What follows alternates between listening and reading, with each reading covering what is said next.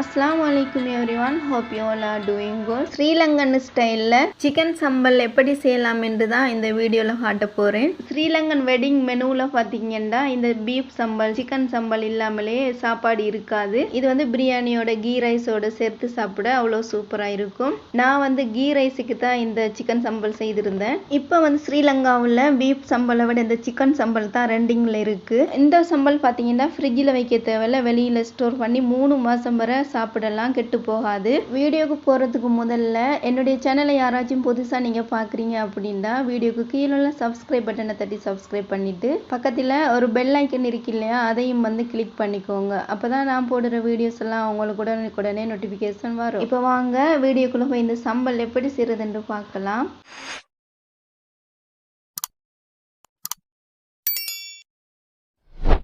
சிக்கனை வந்து உப்பு மஞ்சள் எல்லாம் சேர்த்து அவித்து எடுத்துட்டு அதில் போன்ஸ் எல்லாம் ரிமூவ் பண்ணிட்டு இது மாதிரி ஒரு ஃபோக் வைத்து சின்ன சின்ன பீஸாக நான் கட் பண்ணி எடுத்திருக்கேன். இந்த பீசஸோட அளவெல்லாம் பார்த்தீங்கன்னா அப்ராக்சிமேட்டாக 1.5 கிலோ அப்படி இருக்கும். இப்போ ஒரு சட்டியில் ஆயில் சேர்த்து நல்லா சூடாகின உடனே இந்த சிக்கன் பீசஸ் எல்லாத்தையும் போட்டு நல்லா ஃப்ரை பண்ணி எடுக்கணும். சிக்கனை வந்து நம்ம அவித்திருக்கிறதாலையும் சின்ன சின்ன பீஸ் ஆக்கினதாலையும் பார்த்தீங்கன்னா இது வந்து ஃப்ரை ஆகுறதுக்கு ரொம்ப எல்லா நேரம் போகாது, குயிக்காக வந்து ஃப்ரை ஆகிடும். சிக்கனை வந்து பெரிய துண்டா கட் பண்ணி நம்ம பொரித்தெடுக்கிறதால பார்த்தீங்கன்னா உள்ளுக்குள்ளேயெல்லாம் அந்த ஒயிட் கலர்லேயே இருக்கும். திரும்ப அதை ஒரு லைட் ப்ரௌன் கலர் ஆக்குறதுக்கு அடுப்பில் வைத்து திரும்ப வறுத்தெடுக்கணும். சின்ன சின்ன பீஸ் ஆக்கி இது மாதிரி செய்கிறதால எக்ஸ்ட்ரா நம்ம வேலையெல்லாம் நமக்கு இருக்காது. நீங்கள் பார்க்கும் போதே விளங்கும், எல்லாமே ஒரே கலரில் ஈவனாக கோல்டன் ப்ரௌன் கலர்லேயே இருக்கு. சிக்கன் எல்லாமே பொரித்து வைத்துட்டு பெரிய வெங்காயம் வந்து 6 எடுத்து இது மாதிரி சின்ன சின்னதாக கட் பண்ணி எடுத்திருக்கேன். வெங்காயத்தோட ஸ்லைஸ் எல்லாமே இது மாதிரி பிசைந்து விட்டுடுங்க, அப்போ ஒவ்வொன்றா கலண்டு வரும். நீண்ட நேரம் எடுக்காம நம்ம குயிக்கா வந்து வெங்காயத்தை ஃப்ரை பண்ணி எடுத்துடலாம். இப்போ ஒரு சட்டியில 300 ml அளவு ஆயில் சேர்த்துட்டு அது நல்லா சூடாகின உடனே நம்ம வெட்டி வச்சிருக்கிற இந்த வெங்காய ஸ்லைஸ் எல்லாத்தையுமே போட்டு நல்லா பொரித்து எடுக்கணும். முக்கியமா ஃப்ளேமை வந்து நல்லா குறைத்து வைத்துக்கோங்க. நமக்கு அவசரம் இல்லாம இதை நம்ம பொறுமையா பொரித்து எடுக்கணும். வெங்காயம் கறி போயிடுச்சு அப்படின்னா சம்பல்ல நல்ல கசப்பு தன்மை வரும்.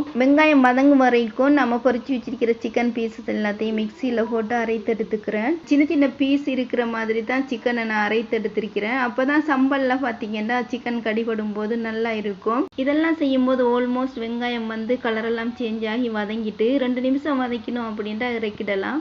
லாஸ்ட்ல பாத்தீங்கன்னா வெங்காயத்துக்கு 1/4 டீஸ்பூன் உப்பு சேர்த்து வதக்கிட்டு தான் நான் இறக்கி கொள்றேன்.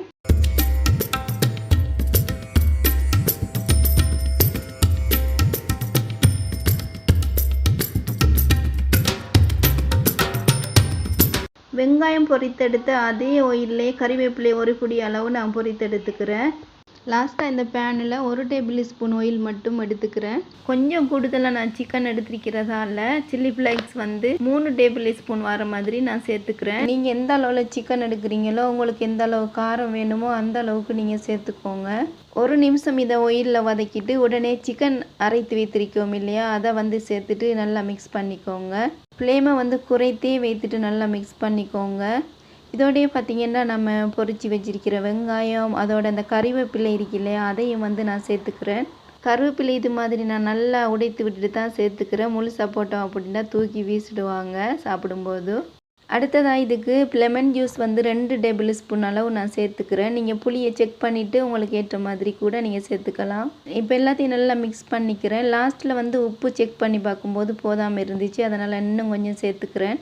பீஃபில் வந்து சம்பல் செய்ய போகிறீங்க என்றாலும் இதே மெத்தடில் நம்ம செய்யணும். 3 நிமிஷம் வந்து இது மாதிரி எல்லாத்தையும் நல்லா மிக்ஸ் பண்ணி எடுத்துகிட்டு ஸ்டவ் ஆஃப் பண்ணுறேன். க்ளோஸ்அப்பில் காட்டுறேன் பாருங்கள், சம்பல் எவ்வளோ சூப்பராக இருக்குது. டேஸ்ட்டு கூட ரொம்ப சூப்பராக இருக்கும்.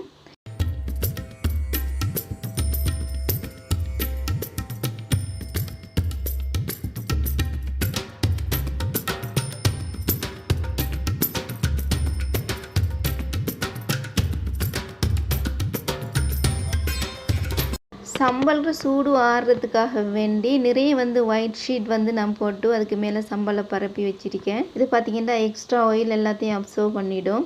சூடு வந்து நல்லா ஆறின உடனே இது மாதிரி பாட்டிலில் போட்டு ஸ்டோர் பண்ணி வச்சிட்டோம் அப்படின்னா 3 மாதம் வரை சாப்பிடலாம். ஃப்ரிட்ஜில் வைக்கணும்னு அவசியம் இல்லை. இந்த சம்பல் ரெசிபி வந்து கட்டாயம் ட்ரை பண்ணி பாருங்கள், நிச்சயம் உங்களுக்கு பிடிக்கும். என்னுடைய வீடியோஸ் எல்லாம் உங்களுக்கு பிடிக்கும் அப்படின்னா மறக்காமல் வீடியோக்கு கீழே சப்ஸ்கிரைப் பட்டனை தட்டி சப்ஸ்கிரைப் பண்ணிவிட்டு பக்கத்தில் இருக்கிற அந்த பெல் ஐக்கானையும் கிளிக் பண்ணிக்கோங்க. இன்ஷா அல்லாஹ் இது போல் யூஸ்ஃபுல்லான வீடியோவோட மீண்டும் வந்து சந்திக்கிறேன். அண்டில் தென் அஸ்ஸலாமு அலைக்கும். Thank you so much.